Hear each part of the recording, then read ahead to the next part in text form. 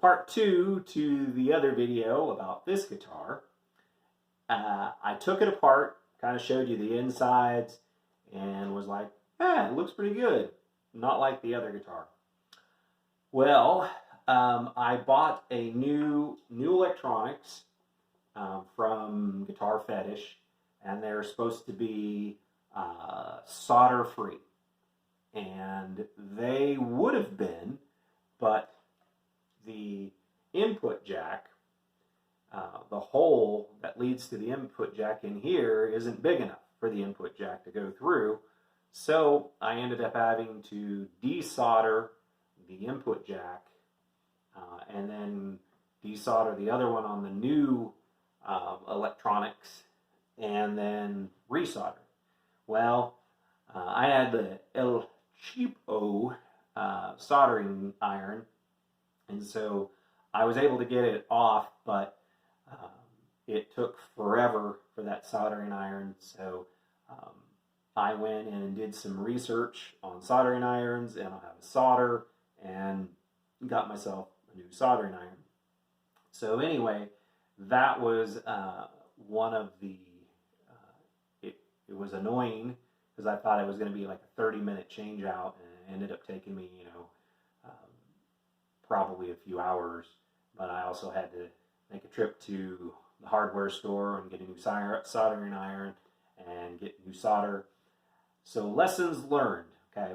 If you need to solder, and I'm not the expert, but you want to make sure that you have the right solder.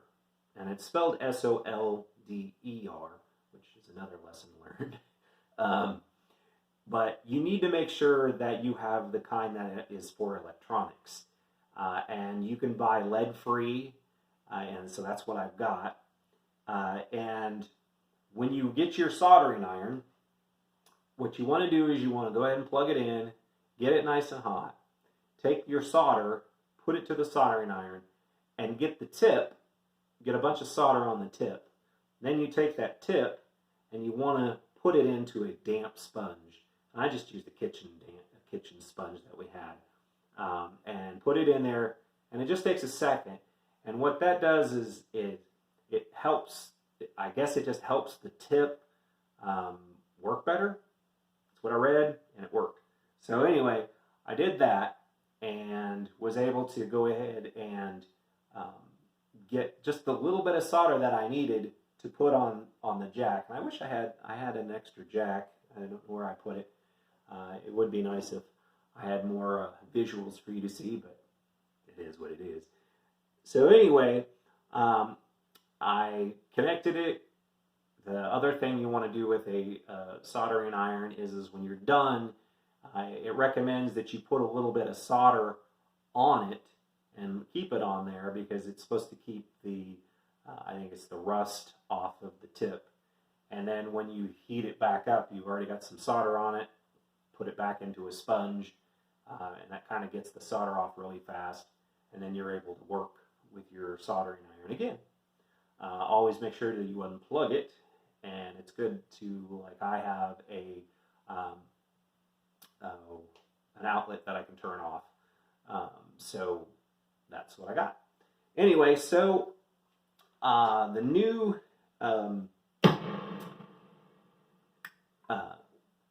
the new wiring harness is in there, and unfortunately my knob won't stay on. So a little irritated about that, but it is what it is. And then I got my the little black piece that went on this, and it won't stay on, so I might have to use just a little dabble of glue to keep that on. But let's go ahead and listen to it.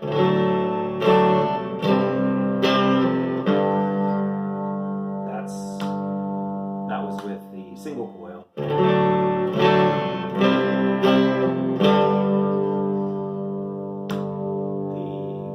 humbucker.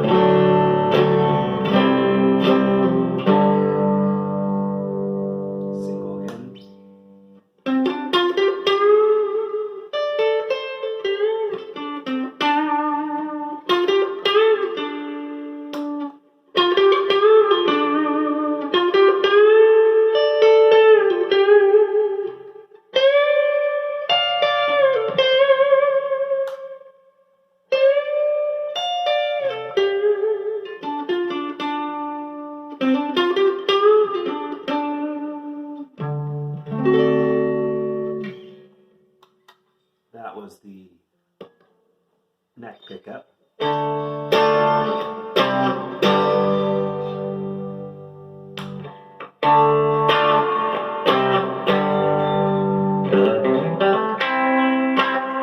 You notice that I have a drop in volume. This is the single coil.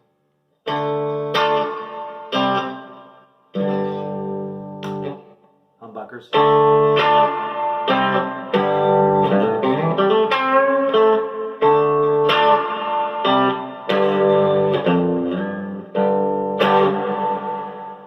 Try a little dirt. Hopefully this won't be too loud. I'll turn the volume down here.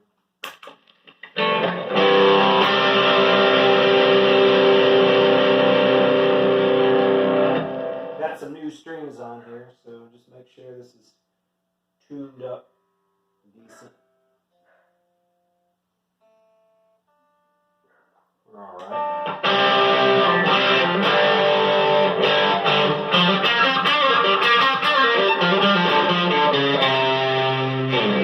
This is we're on humbuckers.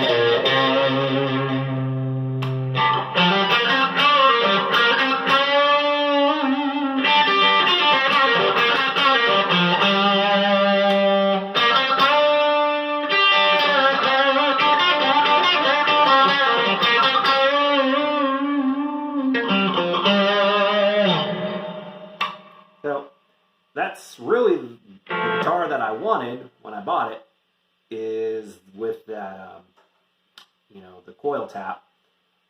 So now I got it to where I wanted. So I ended up spending an extra $25 for the electronics, I think, and then I ended up having to buy a new soldering iron, and then more solder, and then the time spent doing it. But anyway, I got what I wanted, except for you got to get this knob to stay on, and I got to find the little black piece again because it fell off. So anyway, I like it. The guitar, I think originally, I think I've got it. I think got maybe a 20% off, or not. I got it 10% off. It ended up getting like it shipped in a few days for $200. I think it was like $208. And put the new electronics in, 20, 30 bucks, whatever. But the guitar plays great. It sounds great, feels great. I got new strings on here. The last time I did a demo with this, I had the original. I like I'm using 10s. The original had 9.